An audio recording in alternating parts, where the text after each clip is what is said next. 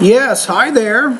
And these comments are for anybody who might be watching this video at YouTube. And I am Michael, the founder, owner, and the materials writer for all of your lessons at the 7-step system to pass a TOEFL IBT. Now, you might not know this, but I'm also an English professor at California State University, San Bernardino. How do you know? Let me show you some of the papers I'm grading right now. Give me a second. You see these? These are papers I'm grading right now for my English 106 class. Okay, here's some other papers. Let me show you this. These are papers for my English 306 class at California State University, San Bernardino. Expository writing, am I right? Now, what does this have to do with anything? Now, I'm giving you information about the TOEFL, but I want you to think of the big picture for a minute here. So when you're preparing for the TOEFL, what are you really doing here? Think about it. You're trying to improve your academic English, right, so that you can succeed at the university, graduate or undergraduate level of study. Maybe you want to get a bachelor's degree. Maybe you want to get a master's degree. Perhaps you want to get a PhD degree. Maybe you want to become a dentist or a pharmacist or something along those lines. So you need to have very good academic English language abilities. Am I right? So my suggestion is pretty simple. Don't only focus on the TOEFL exam. Consider many different things that you can do to improve your English. I'll just give you 2 suggestions of something that you can do in addition to your TOEFL study, which is really going to help you with your English abilities.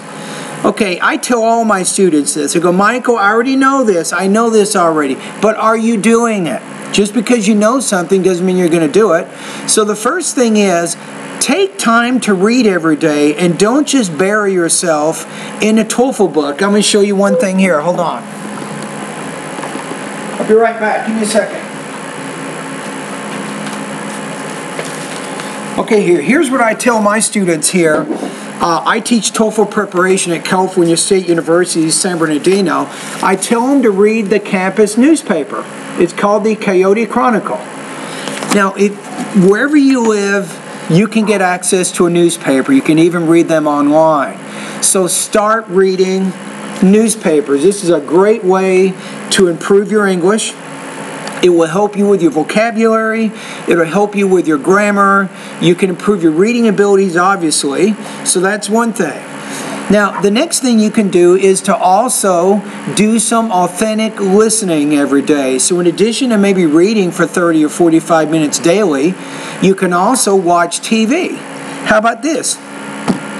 When you're watching TV, focus on news, documentary, history, and especially science programs. That's going to be very, very helpful for you. Now, what do you think is going to happen after a few weeks? Your ears get faster, and your brain's going to do better with the reading. So you can improve both your listening and also your reading by regularly practicing, not just in a TOEFL book. I don't recommend only studying TOEFL. I tell all my students, in addition to using my online TOEFL course, they should also be doing all of these other activities to give them more exposure to the language. I promise you, what's going to happen is not only will you get a good TOEFL score, but you'll have really good English skills forever and ever and ever and ever. So if you need English for your job, it's going to be good. If you need English for the TOEFL, even better. If you need English for your interpersonal relationships with people, you'll be able to use English in those manners. All right, so to recap, as you're doing the reading and the listening practice, I recommend that you take notes using a pen, get some paper, and you can write it down in note form. So take or focus on the main and the most important supporting points of the reading and the listening passages. I'm telling you, this is going to be very, very helpful for the TOEFL, and it also helps you to think better in English.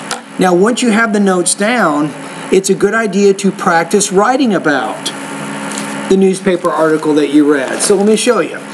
Let's say here that you're going into this newspaper. Let me find an article here. Okay, so one of the articles in the newspaper, it says new privacy law for wireless protection. So it talks about a new law that we have to protect people that use wireless type devices, for example, phones, computers, iPads, and all that. So what you do is, you're actually going to read the article here, and then as you're reading it, you want to take down some notes, and then you can do one of two things.